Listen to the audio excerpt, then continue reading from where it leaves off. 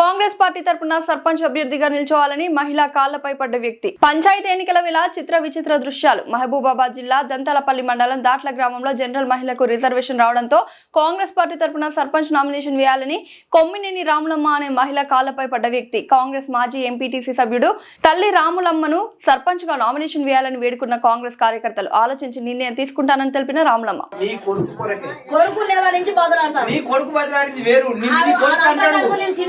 నువ్వు తినకున్నా తిన్నా ఇప్పుడైతే నువ్వు చేతులు పట్టుకున్నావు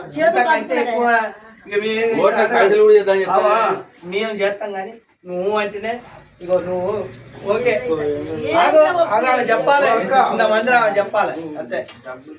తప్పుల విషయం మేము మనిషి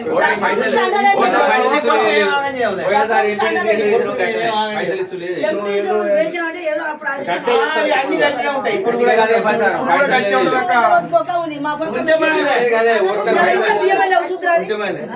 గదే ప్రచారం చేస్తాం మేము. అందరు పైసలు గదే ప్రచారం చేస్తాం. మరి మీకేం లేకపోతే మేము ఉన్నామమ్మా.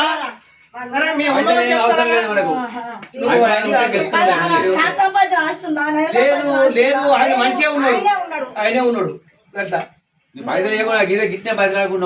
అమ్మా నిన్నే ఆగం కావాలని మేము కోరుకోమమ్మా, అర్థమైందా? మా సాధ్యమైనంత మేము కూడా పోరాడతాం. మంది నా మనం అందుకో ఇల్లు కాలు పట్టుకుని వేయించుకుంటాం. నీ కొడుకు